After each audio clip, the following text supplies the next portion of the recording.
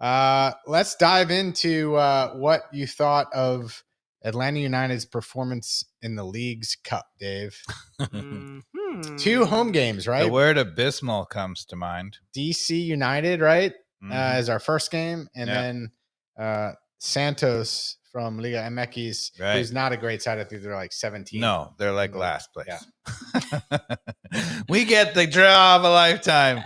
We get DC United at home, Santos at home, the worst Mexican team you could possibly draw. And So, Wow. is there anything we couldn't even win a penalty kick shootout, Mikey Dobbs. I know. I mean, seriously. I was at the Santos game, and it was there were like 12 other people there. It was seriously some of the saddest Atlanta United. I mean, the great thing is I still had a great time. I was with the family and friends. And Well done, Mikey Kevin Dobbs. Sullivan and his kids were there. We had fun. Good. Good. As always. But it is just not the same atmosphere. Enjoying the great football. Yeah.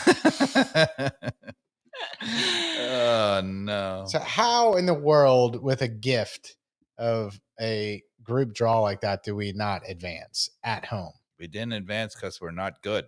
Yeah. So here we are. That's pretty much it. No, we are not. We are not good. So, I mean, DC United's not a good side. All you have to do is stop Benteke. All it is serve, Benteke, serve. Yeah, and honestly, that Santos game is one of the worst games I've watched, and like it was really tough. Not entertaining. It's not entertaining. It was bad. It was just boring all around. You know how they have those really up and down, wide open games? Yeah, that's not that. Yeah, that was. I got all excited. I was like, Yeah. Yeah, not it. Not it. Not that. So I really don't have anything to report other than we lost in the penalty shootout.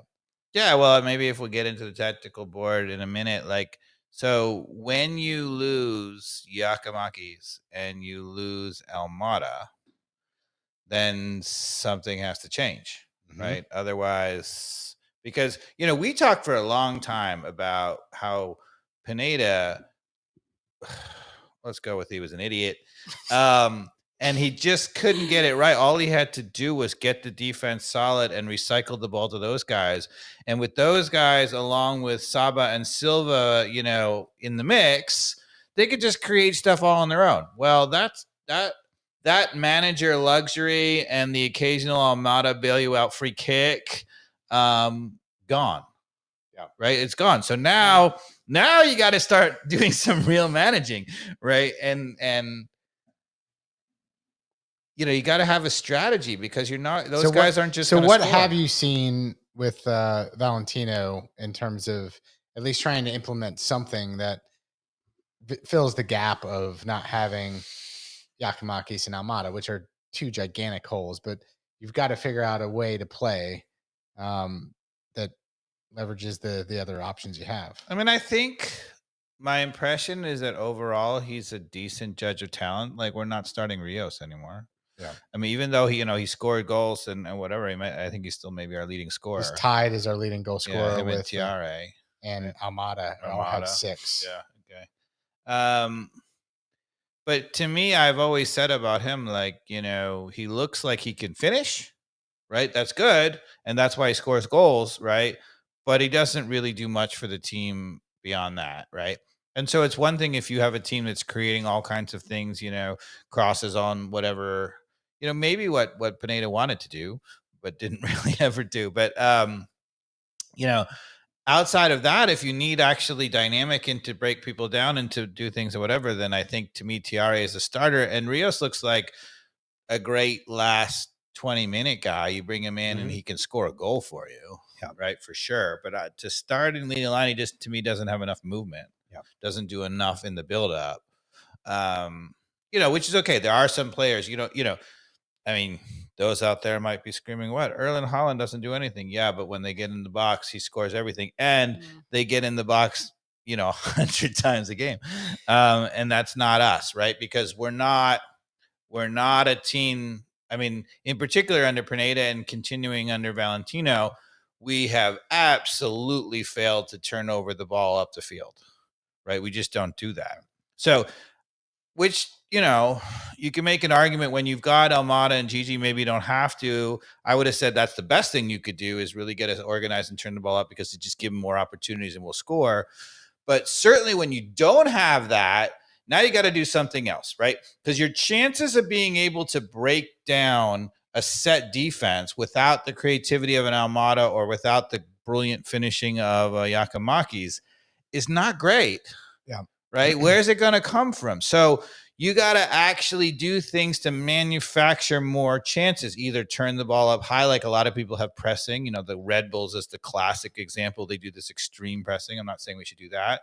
Or, you know, God bless the airplanes that Pineda insisted on. That's designed to break people down, get numbers on the outside. You know, now maybe that's more useful because before it was just leaving us holes in the back when we didn't need it. But if now we might need it. Well, now if you airplane with Silva and Saba, right? I mean, yeah, I mean, to me, that doesn't work still because, again, when you have Silva and Saba on the wings, if you're playing three in the front, the airplanes don't really that work because they're always crowding that space. But anyway, you could design a system that where a major attacking feature, I'm not saying we should do this, but in fact, I don't think we should. But where a design part of it would be the overlapping fullback would be the way. But I mean, airplanes with our forwards and Saba and Silva as more of counter-attacking airplanes that they drop back into the space and that you play them on the run once you win it in the back and play them in open space. I mean, one thing to me that's crazy, in the moment you lose Almada and Gigi, you think, all right, who's going to create for this team?